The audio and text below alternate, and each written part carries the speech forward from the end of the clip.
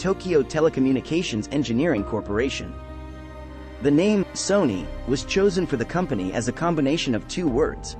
One was Sonny, a slang term commonly used in 1950s America to refer to a young boy, and the other was the Latin word sonus, which is the root of sonic and sound. In 1950s Japan, the term Sonny Boys was a loanword that denoted intelligent and well-groomed young men, which the founders of Sony, Akio Morita and Masaru Ibuka, saw themselves as. Fortunately, Ibuka recognized a chance in the radios, as the Japanese military police had modified the home radios of the Japanese people during World War II to prevent them from tuning in to propaganda from the enemy countries. After World War II ended, there was a large demand for radios because people were interested in world news. So, the business created shortwave mods that converted standard radios into shortwave radios. All radio stations in the world could be accessed using these shortwave radios. The radios were fixed at this shop in addition to being modified.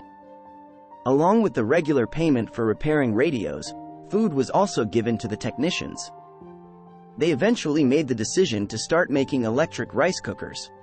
They quickly became well known as a result, and a popular Japanese news section ran an article about them. Chapter 2: Sony's first set of products and a series of letdowns. The first item produced by Sony was an electric rice cooker. This was a relatively straightforward device that was created by fastening aluminium electrodes to the base of a wooden container. You will be shocked to learn that Sony's initial product, a rice cooker, was of poor quality, considering how well regarded Sony products are for their superior quality. The rice that the cookers produced was frequently either overdone or undercooked, failing to live up to expectations. So, Sony's debut product was an abject flop. Due to a lack of resources, the company originally faced many setbacks. They failed because the business lacked the resources to conduct adequate tests to determine the product's quality and because they sold their goods in a down economy. People couldn't afford to buy their goods because of the dismal state of the economy. TTK's first year of operation brought in only $300 in profit. By the 1950s, the Japanese economy had somewhat recovered, and the people were in a position to make purchases since they had enough money on hand. The Tokyo Tsushin Kogyo, TTK, also produced pillows with electric heating.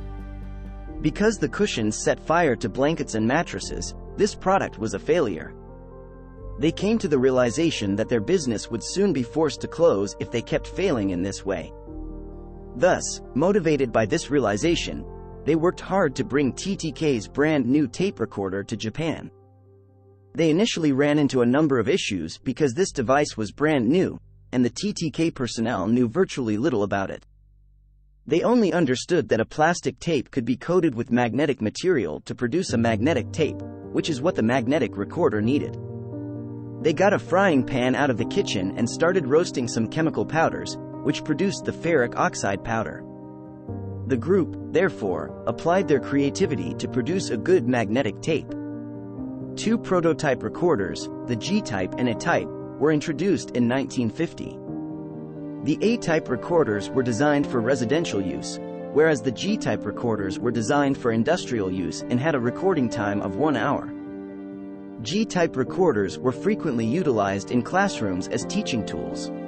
Chapter 3: A major breakthrough found in transistors.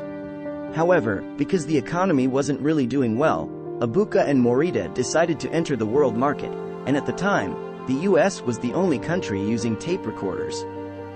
It was majorly used by news reporters to transcribe speeches. However, the Americans were making practically everything they needed themselves, including electronics, cars, home appliances, etc. So, Sony sought to introduce a novel product into the American market to set a new trend. The transistors marked the conclusion of their hunt. The vacuum tube was the standard throughout the world before transistors were invented. These vacuum tubes were enormous in size and required a lot of power. A transistor uses only a millionth of a watt of electricity compared to a watt for vacuum tubes.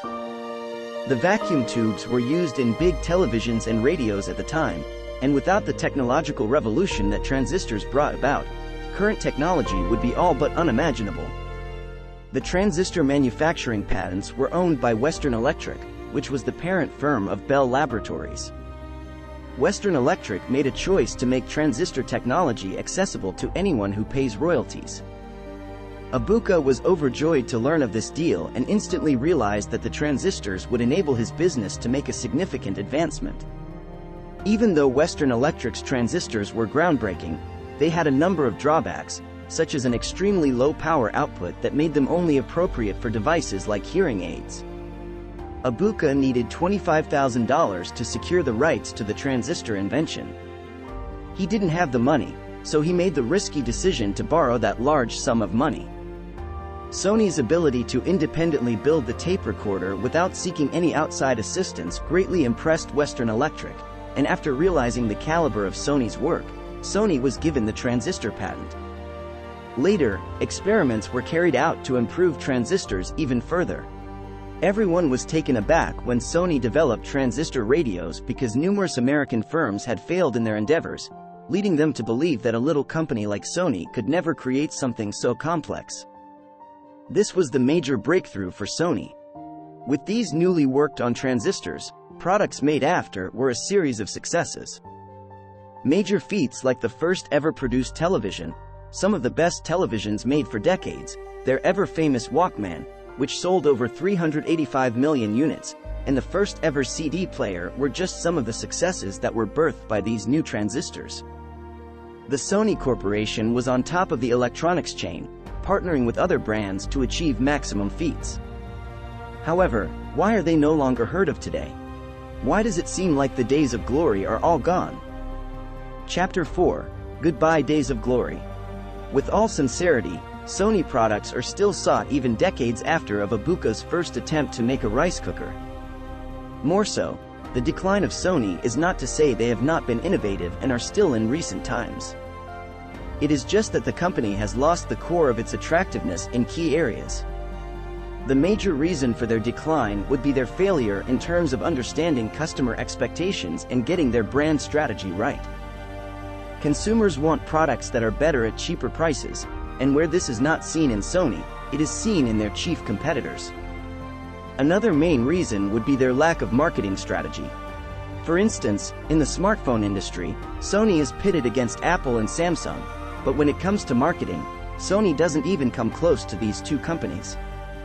Seems like there might yet be redemption for Sony, and they might yet climb to the top.